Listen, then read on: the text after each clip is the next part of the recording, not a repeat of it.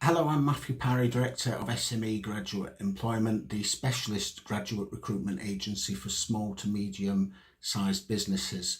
Thank you for visiting my channel. Today I'm going to speak about how students and graduates can tailor your CV to reflect the specific opportunity. Applicants who have spent time focusing on the specifics of a role to tailor their CV really do stand out.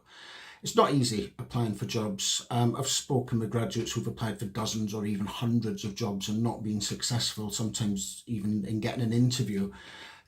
Can understandably have a negative impact on them, and I've got a lot of sympathy. However, in many cases, it's a significant factor has been that they've just been applying for anything that they see. They've not been spending time on each application and generally just sending the same default CV. This includes jobs that they're often not even interested in or not going to be feasible due to location, for example. So I think it's very important, firstly, just to take a step back and focus on the applications that you're making and think less is more. Focus on the ones that you really want. Sometimes the CVs that are sent through, the default CVs, they'll even have bits on there that say that their passion is in a different field and the application's for a different role, or others that they've applied for where they would have been suitable, but there's key information that's been missed. I've previously made a video with general CV advice about how I like to see a CV laid out, and this is going to be more about how to tailor it for a specific application. The person selecting people for interview will be looking for specific things on your CV, and if something's not on there, you risk missing out. It's largely basic stuff. It's about checking the advert or job description, seeing what's required, and making sure that if you've done it, it's on your CV. Quite simple. There's often lots of competition, sometimes hundreds of applications for jobs, and just a little bit more time checking that can really make your application stand out. Now that's ideally done at the initial application stage, but if someone applies to me and something's not on there, I'll give them a second chance and ask them to update it. Once I speak with someone, if I am then going to be once I've spoken, I'll send them a bit more information about the employer and the job, and then that's a second chance then to really make it very powerful and very much tailored towards the job and business. But the initial part, go with what you can see and work on that.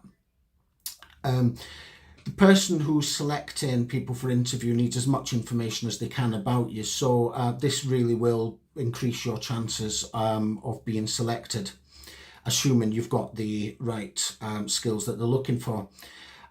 If a cover letter is requested, then you need to do a cover letter really, but otherwise it's more about a summary at the top of the CV.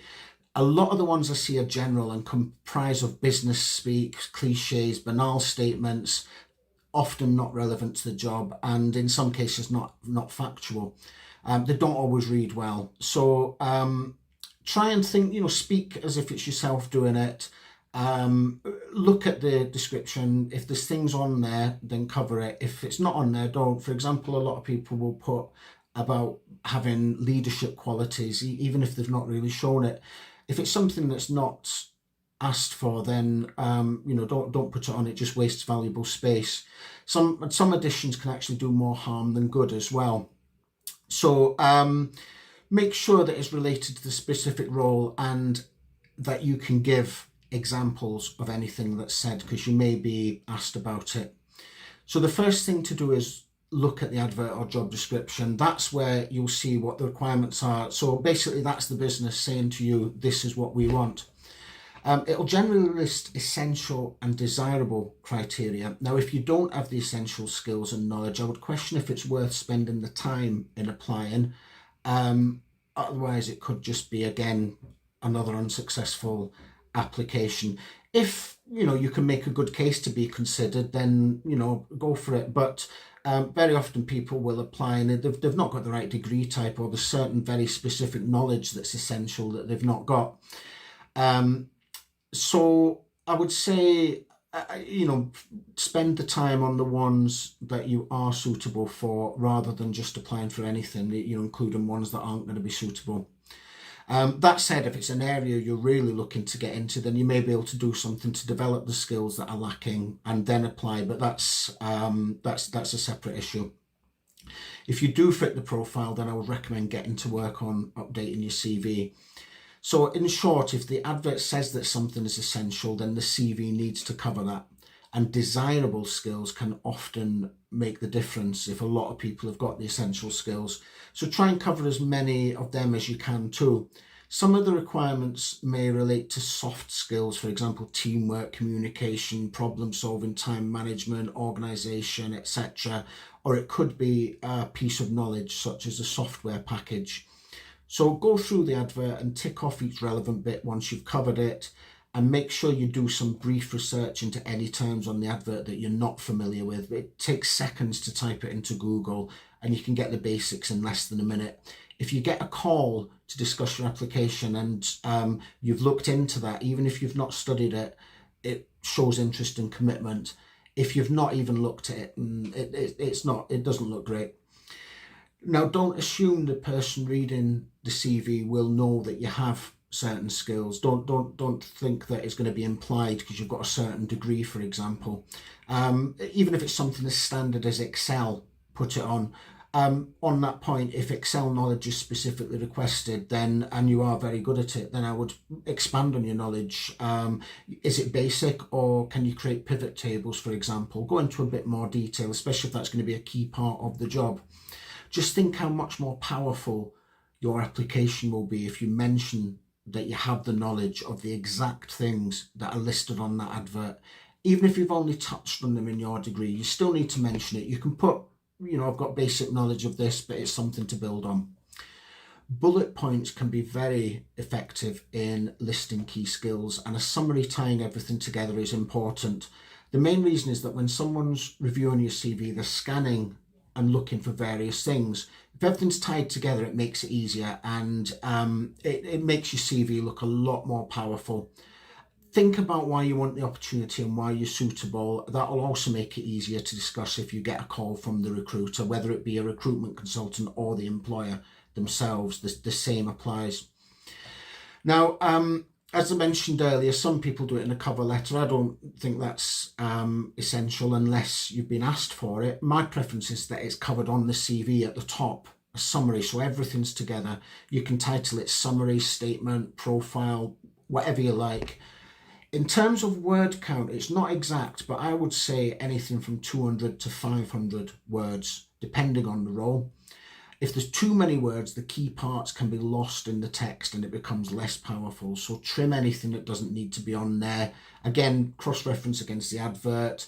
If you've written something that's not on there, that doesn't need to be on there, get it deleted, and make sure you're not repeating things.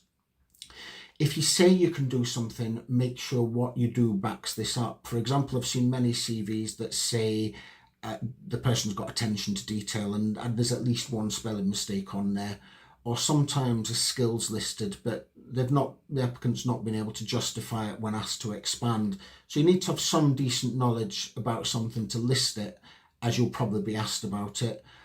Though, as I said before, if it is very basic knowledge, mention it. Ideally, you need to cover why you want the specific role. It's not always essential in the initial application, but you will be asked about it at some point, particularly if there's something a bit different about it. So an example might be an IT graduate who's applying for a role speaking with business customers as opposed to just sat at a screen, or an engineer who's applying for a technical sales role. You won't always see the employer's name if it's a recruiter's advert. There's various reasons for that. But you don't need to know the business name. Most people who apply for jobs with a small to medium-sized business, I've never heard of that business before, and that's not a bad thing. It's just the way it is. So you don't need to know, but you do need to know the sort of industry that they're in. That will usually be mentioned, and there's things that you can say about why you would want to work in that. Once you've applied and you've spoken with the recruiter, you'll find out, you'll be told a bit more about the business then, and then you can go and research a bit more and then update your CV again before it's sent to the employer. So following these steps will certainly make your applications more focused, punchy, and to the point. It does mean you'll have to spend a bit of time tailoring the CV for each application you make, but it will really make you stand out. You will be sending less applications, but the ones that you do send will be of a much higher quality. That in itself is not guaranteed to secure an interview, but it will significantly increase your chances. I hope you found this video useful. At the end, you will see details of my website where you can see job adverts, whether it be placements or internships for undergraduates or graduates, and permanent graduate jobs as well. There's also more blogs with advice and tips on the application and interview process, and you can also see testimonials from other students and graduates who I have helped over the years. Thank you.